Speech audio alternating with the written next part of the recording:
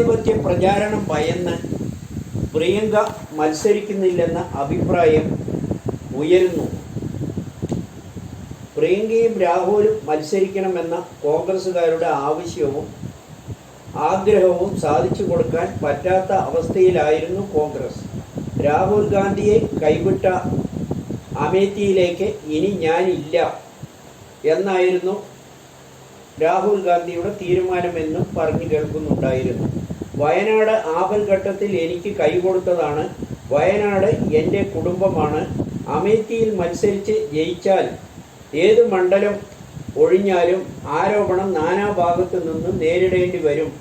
വയനാടിനെ കൈവിടുന്നത് നന്ദികേടാകുമെന്ന് കോൺഗ്രസിലെ ചില നേതാക്കളും രാഹുൽ ഗാന്ധിയും ഉറച്ചു വിശ്വസിക്കുന്നു.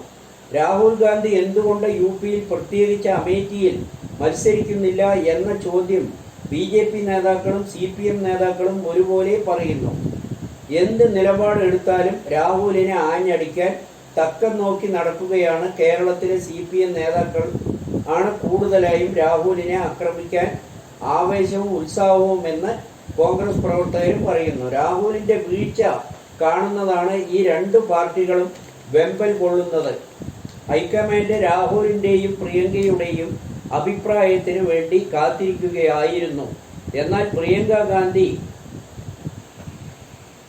റായ്ബറേലിയിൽ മത്സരിക്കുന്നില്ല എന്ന നിലപാടിൽ ഉറച്ചു നിന്നതുമാണ്.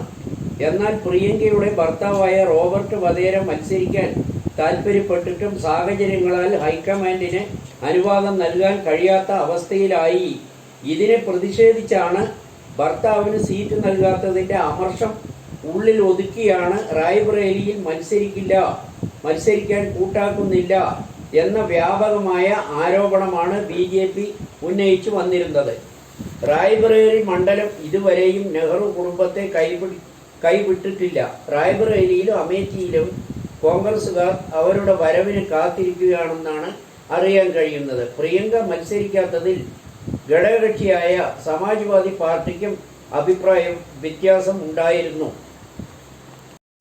അവസാനം തീരുമാനമായി അമേഠിയിൽ കിഷോരിലാൽ ശർമ്മയും റായ്ബറേലിയിൽ രാഹുൽ ഗാന്ധിയും പത്രിക നൽകി.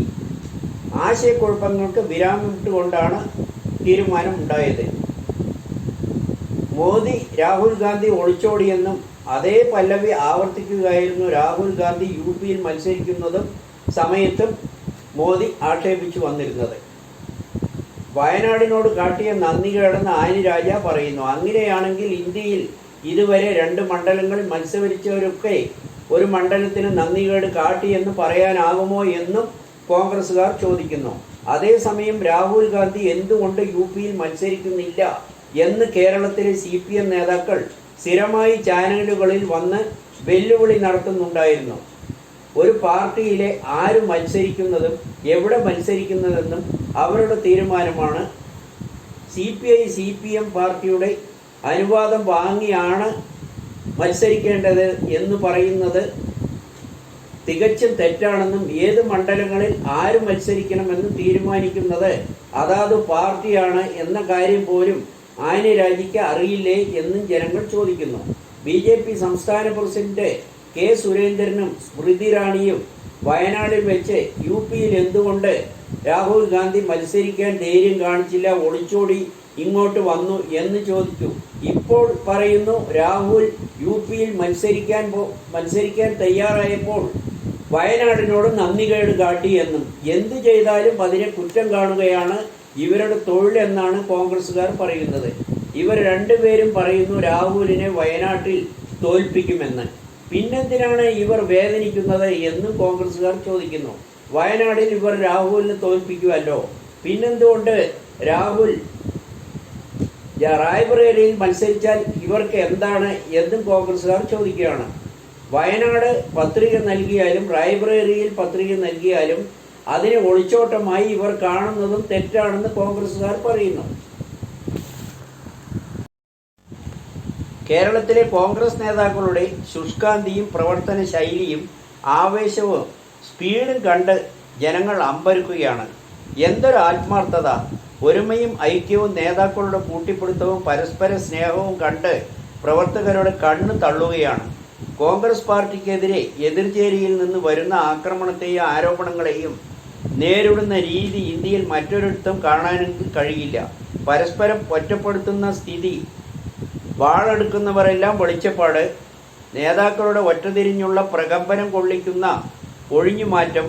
ഇവിടെ ഒരു KPCC പ്രസിഡന്റ്, പ്രതിപക്ഷ നേതാവും ഉണ്ടല്ലോ, അവർ പ്രതിരോധിക്കട്ടെ, എനിക്ക് വേറെ പണിയില്ലേ എന്ന സമർത്ഥ ധീരമായ സ്ഥിരം ശൈലി ജനങ്ങളെ അത്ഭുതപ്പെടുത്തുകയാണ്.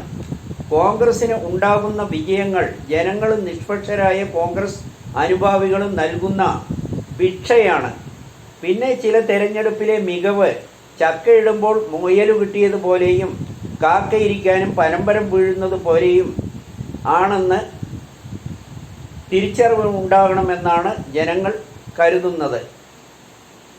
കോൺഗ്രസ് നേതാക്കളുടെ മട്ടും ഭാവവും കാണുമ്പോഴും MP-മാരുടെ MLA-മാരുടെ കഴിവും മികവും കണ്ടല്ല വോട്ട് ചെയ്യുന്നത്. കോൺഗ്രസ് പ്രസ്ഥാനത്തോട് കാലാകാലമായി ജനങ്ങൾക്കുള്ള അനുകമ്പയാണ്.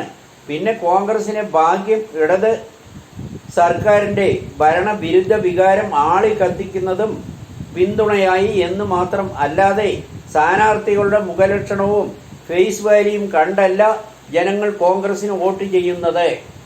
കോൺഗ്രസ് MP-MLA സ്ഥാനാർത്ഥികളിൽ ചിലർ ജയിച്ചു കയറുന്നത് അവരുടെ പ്രവർത്തന മികവ് കൊണ്ടോ മുഖസൗന്ദര്യം കൊണ്ടോ അല്ല, പ്രസ്ഥാനത്തോട് ജനങ്ങൾക്കുള്ള കൂറും സ്നേഹവുമാണ്. ഒരു നേതാവ് വടക്കോട്ടാണെങ്കിൽ മറ്റൊരു നേതാവ് തെക്കോട്ട്, മറ്റുള്ളവർ എങ്ങോട്ട് എന്ന് അറിയാതെ കിഴക്കോ പടിഞ്ഞാറോ അറിയാതെ പകച്ചു നിൽക്കുന്നതിനെയാണ് ഐക്യം എന്ന് പറയുന്നത്. കിട്ടാവുന്നത്ര സ്ഥാനങ്ങൾ ലഭിച്ചാലും മരണം വരെ അധികാര മോഹികളാകുന്നു. അത് കിട്ടിയില്ലെങ്കിൽ മറുകണ്ഠം ചാടാൻ ഇത്രയും പറ്റിയ മറ്റൊരു രാഷ്ട്രീയ പാർട്ടി വേറെ ഇന്ത്യയിൽ കാണില്ല.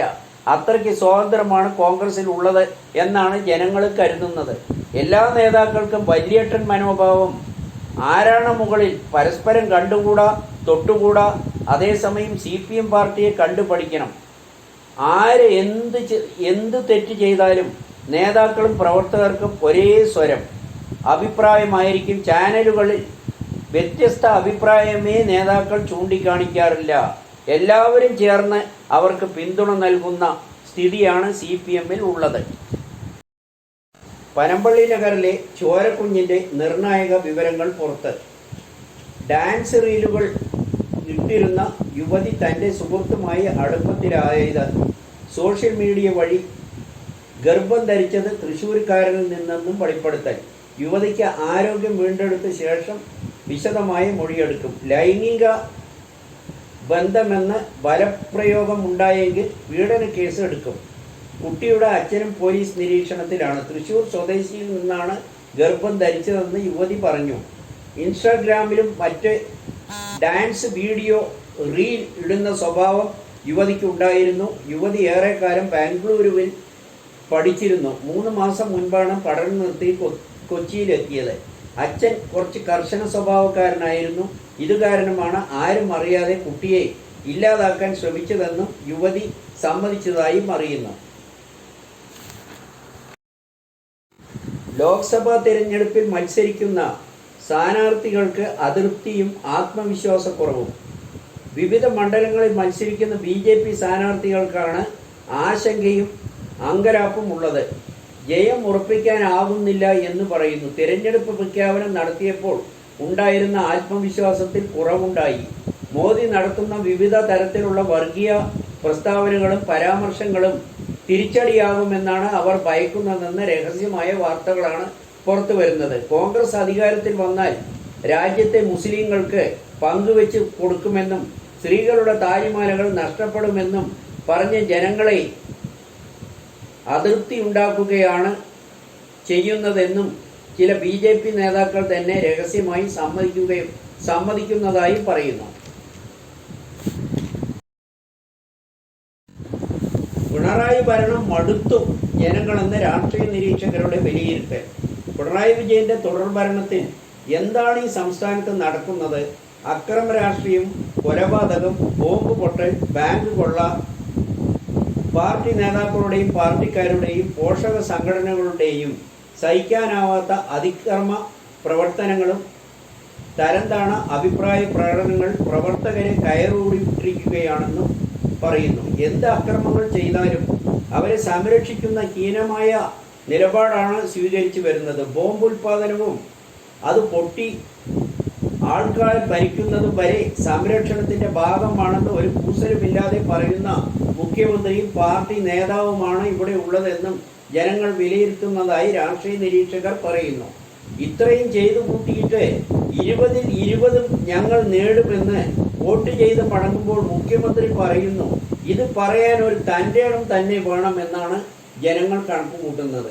ഒരു തൊഴിലാളി പാർട്ടിയായ കമ്മ്യൂണിസ്റ്റ് പാർട്ടിയുടെ ഭരണം CPM പ്രവർത്തകരെയും ഘടകകക്ഷികളെയും അത്ഭുതപ്പെടുത്തുന്നു. ഇന്ത്യയിലെ മറ്റൊരു സംസ്ഥാനങ്ങളിലും ഇതുപോലുള്ള ഭരണം കാണാൻ കഴിയില്ല. അത്രയ്ക്ക് മോശമായ ഭരണമാണ് ഇവിടെ നടക്കുന്നതെന്ന് അറിയാതെ ആണോ അറിഞ്ഞുകൊണ്ട് ബംഗാളിൻ്റെയും ത്രിപുരയുടെയും കൂട്ടത്തിൽ കൂട്ടിക്കെട്ടാനുള്ള വാശിയിലാണോ ഇവർ എന്ന് ജനങ്ങൾ സംശയിക്കുന്നു. ഭരണവിരുദ്ധ വികാരം ശക്തമായിട്ടും എല്ലാ കാര്യത്തിലും കേരളം ഒന്നാം സ്ഥാനത്താണെന്ന് പറയാനുള്ള ഒരു തൻ്റെ ഇടം വേറെ തന്നെയാണെന്ന് ജനങ്ങൾക്ക് തീരാത്ത അമർഷമുണ്ടാക്കുന്നുവെന്നും രാഷ്ട്രീയ നിരീക്ഷകർ വിലയിരുത്തുകയാണ്.